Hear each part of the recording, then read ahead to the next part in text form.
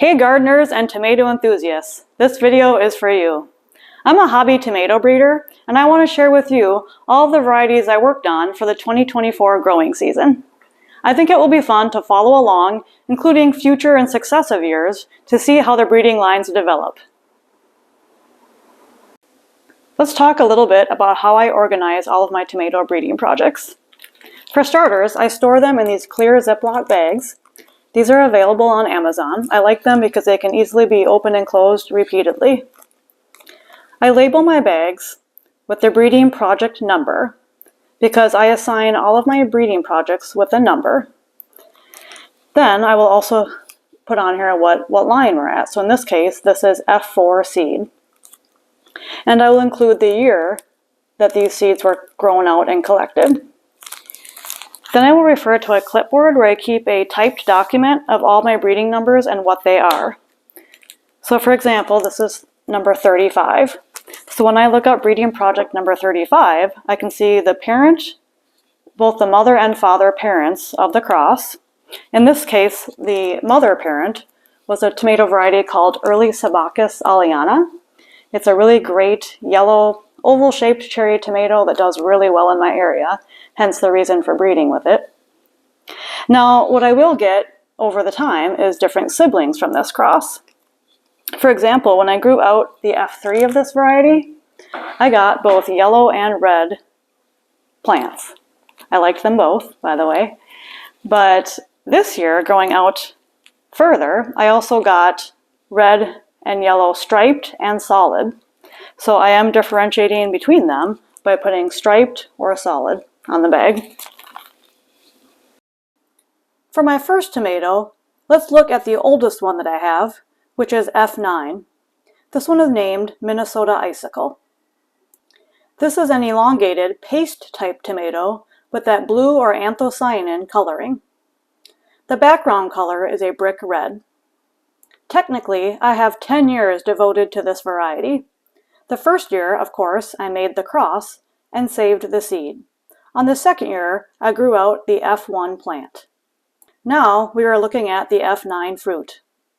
This one is unripe.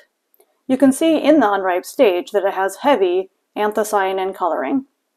That green will eventually ripen to an orange, and from an orange to a brick red color.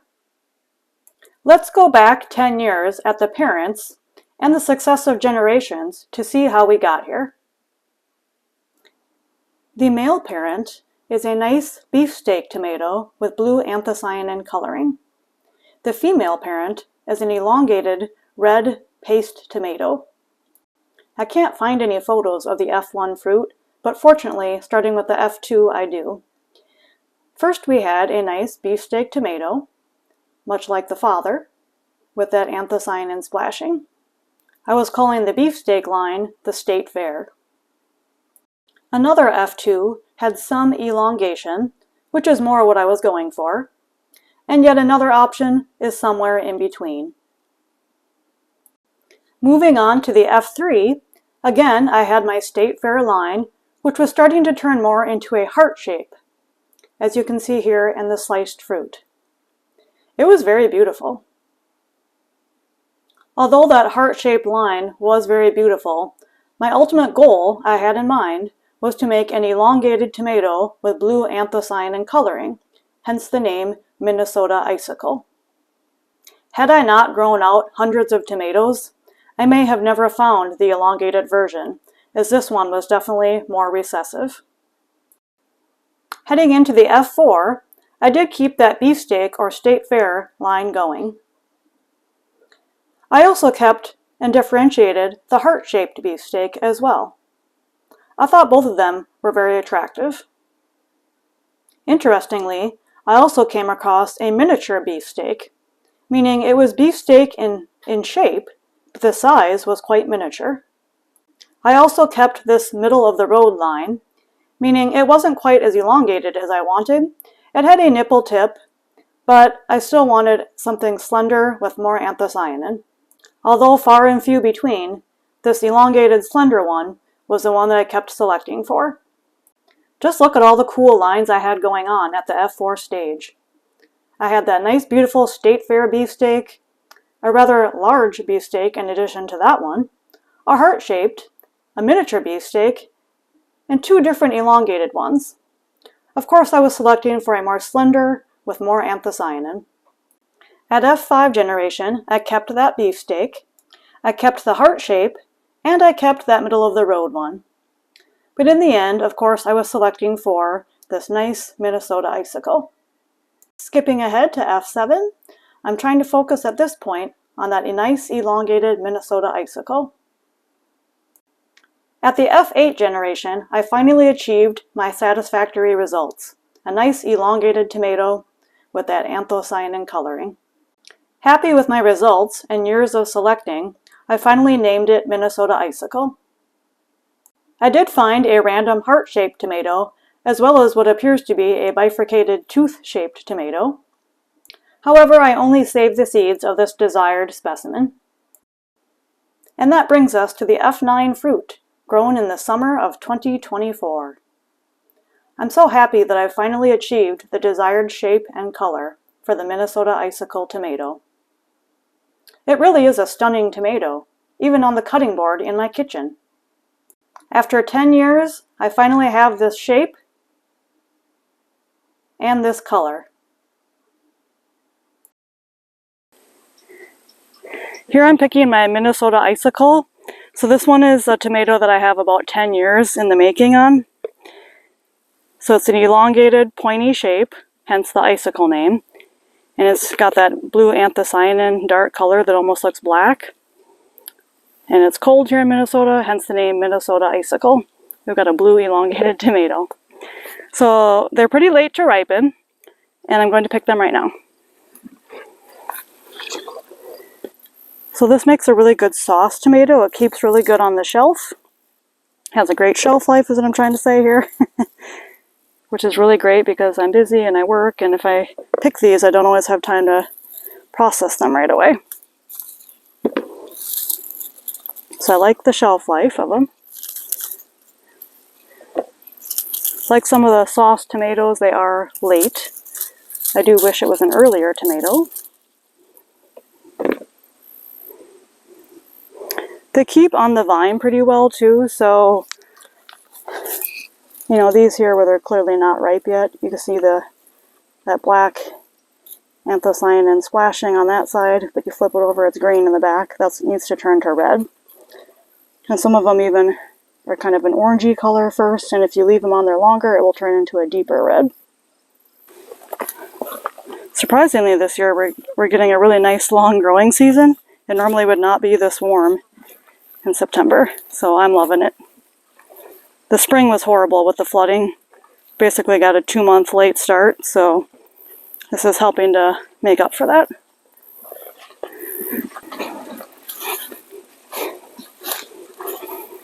Alright. So now I'm going to evaluate this side, see what we got over here.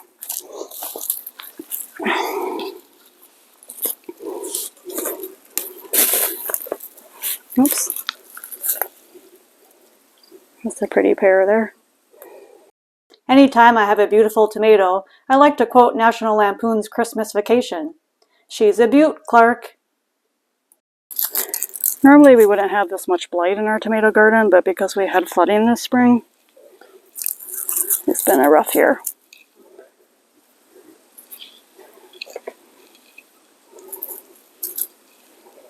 There's a nice slender one. It's smaller in size, but really has that nice slender shape to it.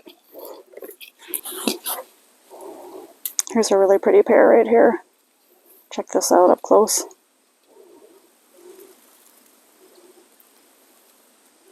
The cons of the Minnesota Icicle. For starters, it's a late variety, and in my short growing season, I prefer earlier varieties. Also, the flavor is a bit too bland for me, in my opinion, for fresh eating. The pros: it keeps on the vine. It has an excellent shelf life when picked, so I can get around to saucing it when I have time. It's a meaty, sauce-type tomato with very little juice. And it does not split or crack. I personally like it in spaghetti sauce when I want the tomatoes to be firm and hold their shape. And of course, being a sauce tomato, it makes excellent sauce. So the rest of these I'm going to leave to ripen a little bit longer. So that is the Minnesota icicle. Thanks for picking them with me. My next breeding project is tomato number 9. Now I don't usually name my tomatoes until I've reached the F8 stage. Now this one is at F8 stage, so it does need a name. If you have any ideas, leave a comment for me. For the male parent, I chose this striped red and yellow globe tomato. And for the female parent, I chose this yellow, semi-hollow, ribbed or fluted tomato. With this particular cross, I was already achieving my desired results at the F3. I really wanted the fluted shape and the vigor from the mother plant, and I wanted the coloring from the father plant. And here we are at F4. I really like the flavor of this tomato. It's that old-timey, acidic flavor. It kind of reminds me of Boxcar Willie. And here it is cut open. That interior is just stunning. Because I like the flavor so much, I do like this one for fresh eating. However, it also makes a great sauce. And now we're looking at the F6. I'm selecting for the higher amount of fluting and not saving seeds from the ones that have reduced fluting. And finally the F8, which was grown out this summer. Before I move on to the other breeding projects, let's not ignore the absolute miracle that we had a tomato crop at all this year. This rainbow over our farm is quite fitting considering the flooding that we had this spring. The planting season started out okay. The ground was dry enough, we got our equipment in, and we started planting. Here I have Lucy the cat hanging out with me on planting day. However, maybe a couple days or so after we planted, we had serious torrential rain. And I mean several inches coming down in a very short period of time. And it didn't stop there. For the next 2 months, we just kept getting rain and rain and more rain. Here are the tomato rows underwater. It is quite devastating to see this. The plants are wilted over and waterlogged, and many of them did succumb to death, such as this one. Many people's homes in Minnesota were underwater. We were fortunate our home was not affected. Here I'm standing in my apple orchard, of course with standing water. Our soil here is clay loam, so the garden does quite well on a drought year. On a very wet year, as you can see here, the garden does very poorly. On the flip side, our orchard does well in the wet years, but does not like the drought years. The 3 previous years were actual droughts. I can't say I remember 3 consecutive years of a drought since living at this location. Now this year was a flood. It was quite the roller coaster. We do amend our soil with compost and manure from our animals, so the soil texture has improved over the years. But sometimes Mother Nature is just too cruel, and even your best efforts can fail. However, being a rather stubborn and persistent gardener, I wasn't ready to give up. We started by digging some trenches along the tomato rows, and then we installed a sump pump. Oh yes, no joke, we literally installed a sump pump in the tomato garden. Desperate times call for desperate measures. And here are my cats coming to check out the new sump pump. Lucy was first. The second cat to come check it out was Pumpkin. And shortly thereafter, we have Spaz and Bentley. This project number 34 tomato was not a deliberate cross. Rather, it was a discovery in a chocolate stripes tomato. This line is at F5. I have a round version, which is a somewhat early cherry tomato with an excellent flavor. However, it has a very poor shelf life. The pear-shaped sibling has an excellent sprightly flavor and an almost crunchy texture. It is very small in size, making me wonder if Matt's Wild Cherry is in the parentage. Unfortunately, it is very late maturing, and I just don't feel that I have a long enough season for it to continue on in my breeding program. If you live in the southern US with a longer growing season, and you would like to try a sample of this one, I'd be happy to mail you a free sample. Leave a comment if interested. I do have a limited supply. Project number 33 is at F2 this year. I was selecting for the fuzzy foliage. I'm also hoping to select for fuzzy fruit as well. The female parent is my number 9 tomato, and the male parent is a fuzzy orange tomato. I have 3 siblings from this cross. The first one is a fuzzy red tomato. The second one was a fuzzy pink tomato, which was rather beefsteak in size. However, it was a bit watery, and neither Matt nor I liked the flavor. And the last one was a fuzzy orange tomato, which did have a very nice flavor. So that is the one that I will pursue for next year. Project number 35 is definitely a favorite. This cross initially gave me a red saladette tomato and a yellow saladette tomato. The female parent is a yellow large cherry tomato called Early Sabacus aliana. I'm so grateful that I received this tomato via a tomato trade from an online tomato forum. This variety is one of the top performers in my location. I believe the male parent to be my tomato project number 9. The F2 gave me both yellow and red tomatoes. The yellow was just a little bit more of a squat pear shape in size, and the red was slightly more elongated. The yellow had a very smooth and creamy texture, which would be expected from the mother plant. Both were solid in color, and both were extremely early and vigorous. Growing out the F3 this summer, I came across 4 lines. First I had the solid yellow, just the same as the F2 from last year. I also discovered a few striped yellows with some green faint striping. There was really no flavor difference between solid and striped here, but I prefer the shape and size of the solid yellow. For the red sibling, we also had the solid red tomato, just as we did last year. And again, we discovered a striped version for this year. Now there is a flavor difference between the solid and striped. I feel that the striped has a much stronger and more acidic flavor, which I definitely prefer. However, I suspect that the solid red is slightly more prolific, to be determined next year.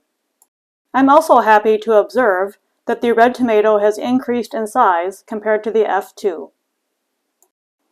Again, with that Early Sabacus aliana being the female parent, one would expect this variety to excel in my area. Extremely prolific and early. A beautiful close-up of the solid red, followed by the striped red. Definitely a favorite. I think this project number 35 is definitely my number 1 favorite right now. I think number 9 is possibly number 2. I am just so impressed with the quality of this tomato. The earliness, the nice creamy texture, and the prolific nature of this variety is definitely superb. And the striped versions in this year's F3s were definitely a fun surprise. I'm definitely looking forward to next year's F4 grow out. This beautiful, thick, yellow tomato sauce is made from the number 35 yellow tomato. It's so thick, it looks like applesauce. Check out my video on how to make tomato sauce with the Reber tomato strainer. Project number 17 is a cross that I made last year. So this year is the F1 grow out. The female parent is a pink heirloom tomato called Aunt Lou's Underground Railroad. This variety does phenomenal in my area. The male parent is a semi-hollow green striped tomato. On the F1 of number 17, I can see the globe shape from the mother, very perfectly uniform, as well as the striping from the father. This was a very attractive tomato. You can really see the faint striping as you look at it up close. It's just so incredibly smooth and uniform. It really was a nice slicing tomato as well. If you're still watching this, I bet you're a hardcore gardener. And as a gardener, sometimes the winters can feel a little long. I'm making this video in January. The days are very dark and cold.